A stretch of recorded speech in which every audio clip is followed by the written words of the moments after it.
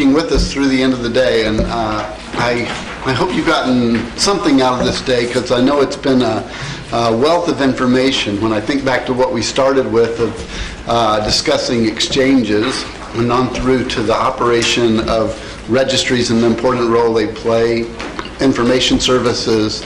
We went through comparisons of what's going on in other markets like California and Australia. Also got a terrific presentation from Shui Man Wang about China developments. And then this last set of discussions all around offsets and around the ETS. And I hope that my Korean colleagues recognize that even with challenges, as Giles has described, that EU is going through, if you survey my members, they're still quite committed to making the EU ETS work, because they view this market as a real long-term solution to a really tough issue. And they know that over time, it's a market that will meet the objectives and allow them to continue to grow their businesses.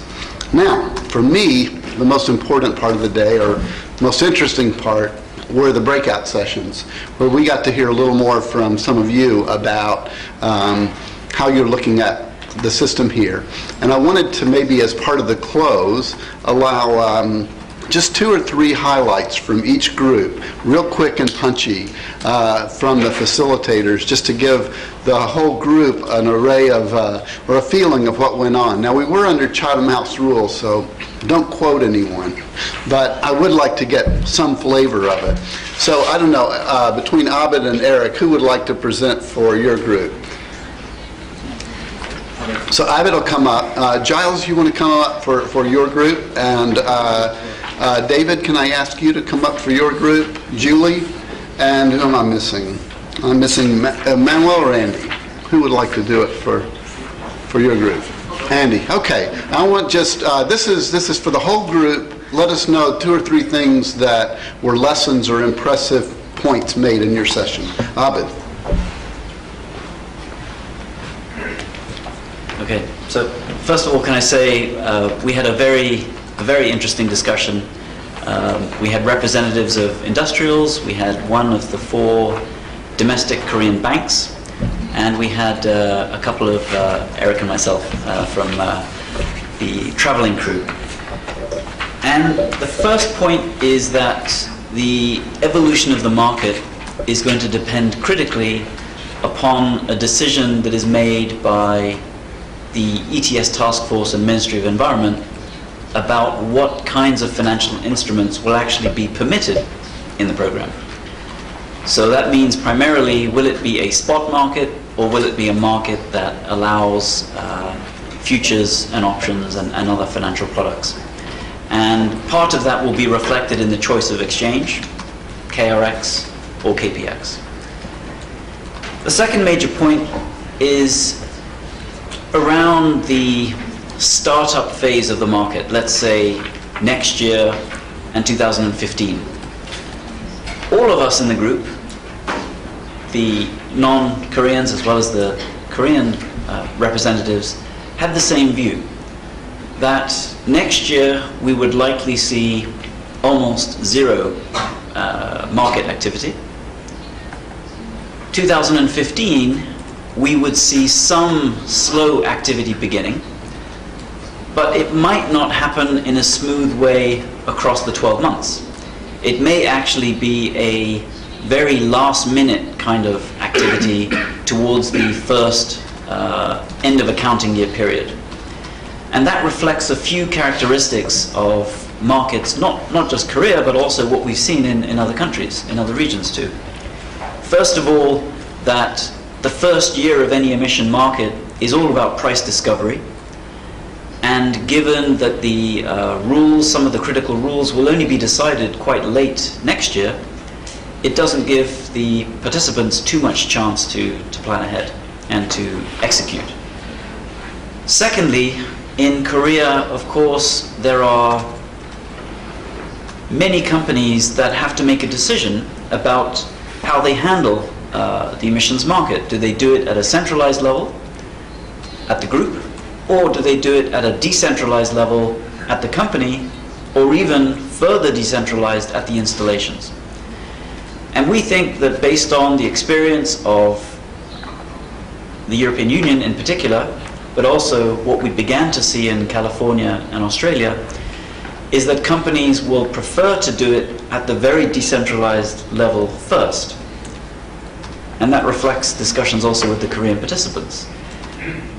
Interestingly, though, our expectation is that that will eventually move towards more centralization because of two things. Number one, experience is that you may end up trading with yourself, one installation from the same family trading with itself, and that's not efficient.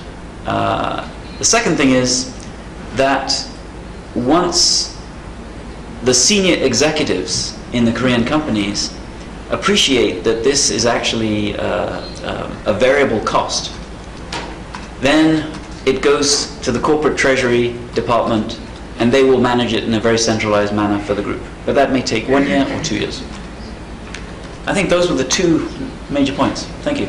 Excellent. Thank you, Abid. Okay, let's go next to David because you're close. Is that okay? Are you ready?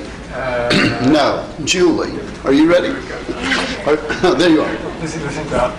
You were back there. I was back there. So Julie's from Chevron and led the first industry group. So we had an industry group that had representatives from the cement, steel, and refinery industries. And I don't know if Giles's group was as depressed as our group after we ended our discussion, but I hope that my takeaway messages will provide some encouragement. So the first takeaway that we had in our group was that it's very important to form coalitions across industry and with other industries to come up with common points of view so that the industries speak not only with the voice of their particular industry, but together. So developing the policies are a collaborative effort with the government and understanding that the government wants to achieve their goals, but they can do so in collaboration with industry is an important message. One of the things that we asked in our group that we found funny was many people have come to us from the B-PMR team and given us their business cards, but we encourage you to give business cards to one another as well. And because the people around you in this room are your fellow counterparts in industry and research institutions that will help you and that serve as your allies in making this one voice. The second takeaway we had, and this came out of some discussions afterward, is the negotiation is never over. So many people said, well, the Korean system is very different from other systems and there's nothing we can do. We just have to wait and see what comes. So the takeaway here is that even in the California market, from Chevron's example, or in the EU market, or every market, it's a growth process, it's an evolving policy. And so never give up hope and keep working with your government and other industry officials to deliver the message over and over and over again, even if you feel like a broken record. The last one had to do more around with compliance strategy. And that is really, each industry and each company should know its own map curve. It's very important to know what your internal cost of abatement is so you can compare those options to the offsets and to other allowances and trading possibilities. But really, not only knowing your own company's information, but use experts and rely on experts to help you come up with the messages and to know what's happening in other industries as well, so that you know to focus your discussions with government and with your industry associations on the right topics at each point in time. Great, thank you. Thanks, Julie. So now, how about you, David? Nope, Yep. not ready. Oh, he's ready, okay. Right. So I'll bring David up for the MRV discussion. So we had a long discussion about offsets, and I think the couple of insights about that were, first, I think the group recognized that there's a lack of clarity regarding how exactly the new offset system will be developed and rolled out, and kind of a subset insight there was that we were coming to the conclusion that really, in many ways, the existing infrastructure that exists already may not be sufficient for addressing the real needs of what Korea will need. And in particular, The example was laid out, and it was presented in the presentations later, that many of the credits that are currently in the system will not be eligible just because they're going to fall under the ETS or fall already under the TMS. So there really is no clear idea of how exactly credits from outside of the existing cap are going to be generated. And the very beginning of the discussion was about just broader MRV issues relating to a question that one of the participants asked about, gee, have you had any concerns, or have you ever seen a verifier sued by one of its clients? And I think that this pointed out to the fact that that there's concern that the clarity, or that there's not yet sufficient clarity in respect of the standards that are needed to follow, as well as the accreditation program that needs to be developed in order to make sure that people don't feel like they're doing work that could be subject to some kind of lawsuit in the future. Thank you, David. Giles, you had the other industry group out in the hallway, the ones that got banished to the hallway. So, yes, thank you, Doug. We had a very good cross-section of industry, power sector, utilities, heavy industry, and consultancy. And we had three broad conclusions. Our first was exactly the same conclusion that you drew in the other industry group, in Julie's group. There are a lot of concerns out there, mainly because of the uncertainty. It seems uncertainty about what the definition of BAU is going to be, what the overall emissions reduction target compared to BAU is going to be, and therefore what each sector's overall target is going to be, and therefore for your particular company what the allocation is going to be. But the conclusion we drew from that uncertainty, in drawing on the experience we've had in Europe, was exactly the conclusion drawn in the other industry group, namely, you've got to come together and give answers to those questions to the government. Because the government will be scratching their heads just as you are, and they need some help. They welcome some assistance, even if you think your interests are going to be different to theirs. Actually, they want to be helped through this process by the stakeholders. Secondly, we talked about the interaction between the ETS and other things. We talked about the CO2 tax that's currently on the floor of the Korean Parliament. Possibility that that might be introduced, that it might apply not only to sectors outside the Korean ETS, but also perhaps to some sectors that one might have thought would be inside the Korean ETS, such as the power sector. I think discussing this, everybody felt, both on the Korean side and in the travelling party, that you want to avoid double taxation. It's really not a good thing to be making emitters pay twice for the same emissions, both through a tax and through an emissions trading scheme. That's certainly been the experience in Europe. In fact, there are very few countries in Europe that apply both a CO2 tax and emissions trading to the same emitters. The Constitutional Court in France went so far as to say it is not legally possible for a French government to do so. Final point is it's very important to define who within the company, who within the organization should have overall responsibility for managing the company's compliance with the scheme.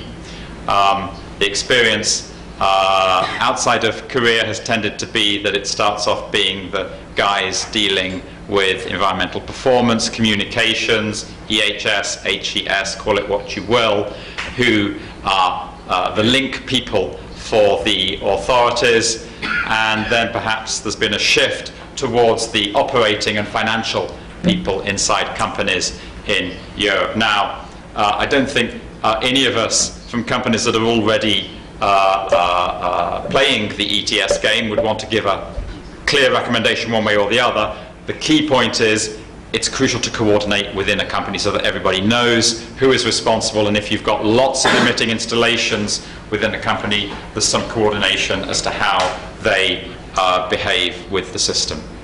Thank you. Thank you. Thanks, Giles. Andy Kruger, you have the last group on market infrastructure, which I guess was a combo of registries and auction platforms and exchanges and the like. Right, so yes, very interesting group. We had 8 people in our group, and I think it's important to do the breakdown, which is interesting. Of that 8 people, there was myself representing a registry and auction company. There were 2 people involved with an exchange, 3 people involved with exchange, for a total of 5.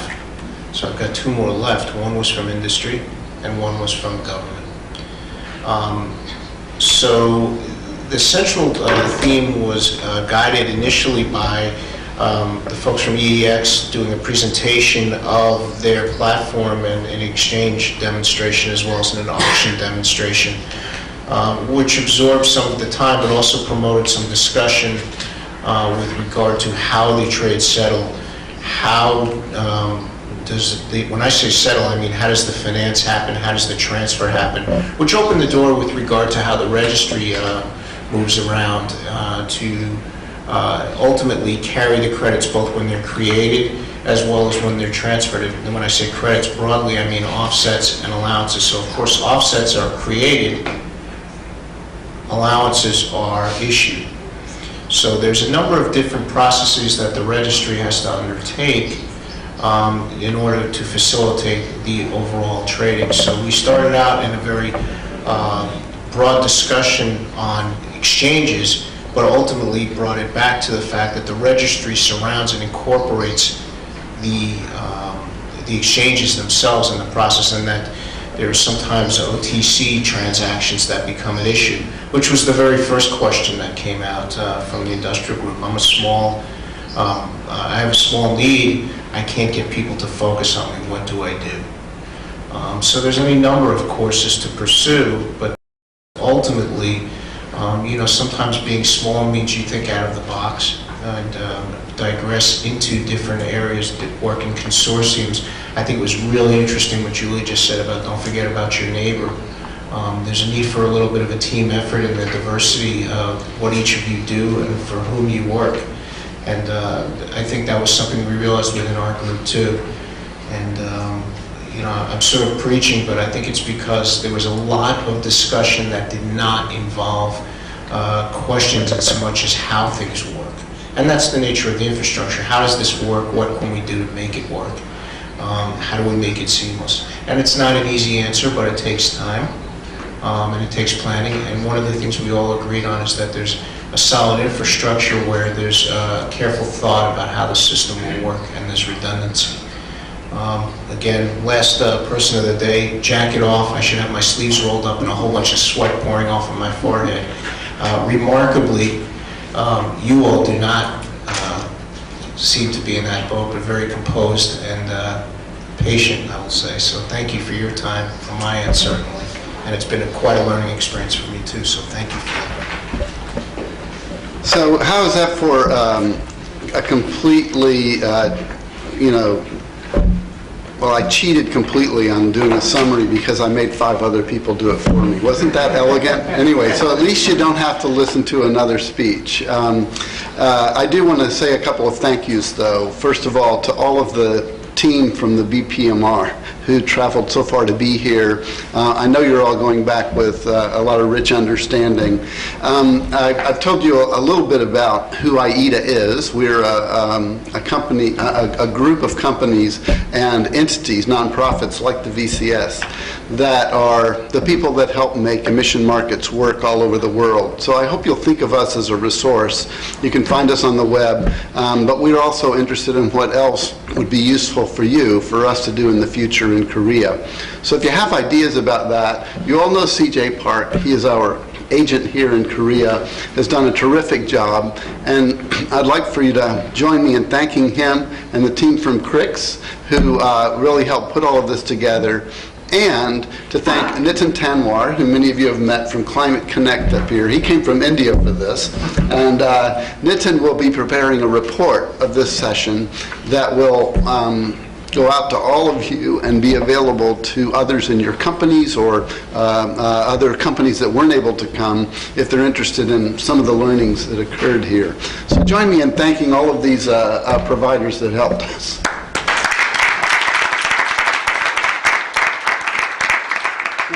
The last thank you I have to do is to the supporters of the B-PMR. And you see all of these logos up here. The B-PMR is an initiative inside of AIDA where these companies have committed extra resources, all of these entities, to help make it possible for us to do sessions like this around the world.